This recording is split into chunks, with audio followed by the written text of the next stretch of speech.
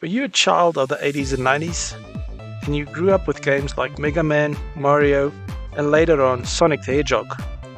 Titles like Street Fighter, Tekken, and Virtua Fighter would be all too familiar to you. Nowadays, most of these titles can be carried around in your pocket on a slew of devices that has flooded the market. Today we are looking at one such device, namely the Anbernic Rg405m. But before we get into that, please just note that this channel is still in its infancy, so I'm not able to do hands-on reviews yet, as I do not have the cash flow or sponsorships to physically get my hands on one of these. I did, however, grow up in the 80s and 90s and have nothing but love and fond memories for the games and devices of this era, and I have a love for checking facts and doing research. My reviews are generally a summary of the findings of 5 prominent tech reviewers on YouTube for any given product, combined with my research and opinions on the device. My aim is to provide my viewers with a concise summary for those of you that need a quick quality overview of the top reviews with my insights added. You can find the links to our source material in the description if you want a more in-depth look at the device. These guys and gals really do top-notch work, so I would recommend you to subscribe and support their channels. On to our review today.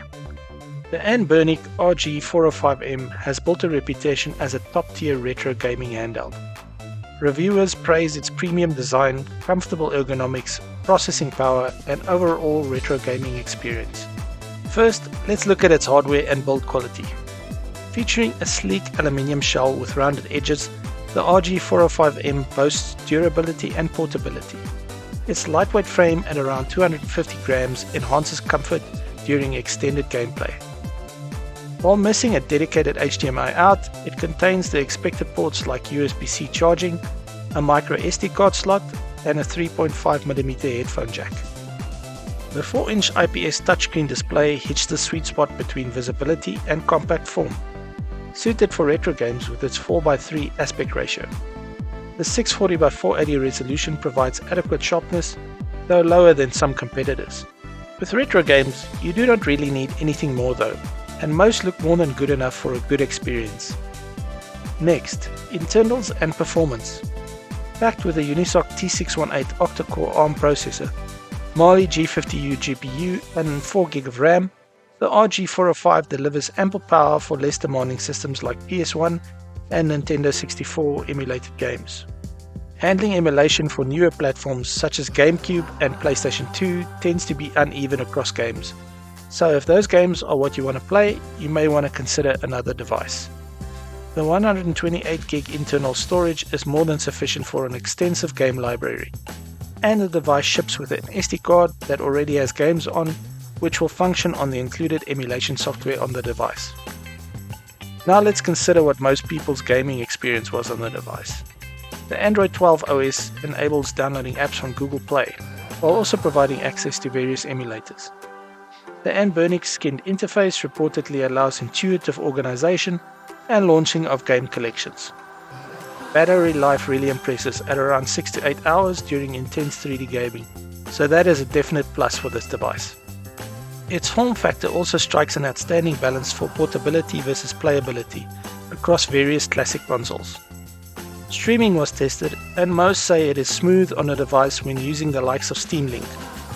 But the top buttons have been reported to not function at all when streaming games in Xbox Game Pass, so that is something to consider before you buy. Lastly, let's look at concerns.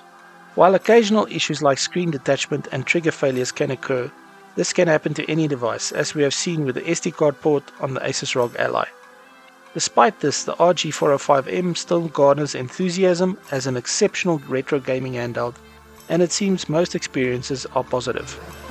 You should also note that although the device can play PSP games through emulation, the 16:9 aspect ratio of these games means that you will lose some screen real estate to make them fit on the 4:3 screen. If this is an issue for you, you may want to consider the likes of the ANU Pocket Air or the Retroid Pocket 3 Plus. Make sure to subscribe to our channel for upcoming reviews on these. My only objection to the device is that you can buy an Android phone on Amazon with a more powerful processor and GPU, a better resolution display, and add a controller that will give you roughly the same experience for the same price. However, it will probably take a lot of tinkering and research to get the configuration right, and will probably not be as portable when the controller is attached. So if you want to have a device that you can take out of the box and play and carry around easily, the Rg405m may be the right choice for you. To conclude then, most reviewers note that despite surging competition, the Anbernic Rg405m earns ongoing favor. For retro gaming addicts desiring a compact gaming console, this device definitely warrants consideration. That's it for today's video. Please remember to hit that like button if you found some value from it. Have a nice day, and I will catch you in the next one.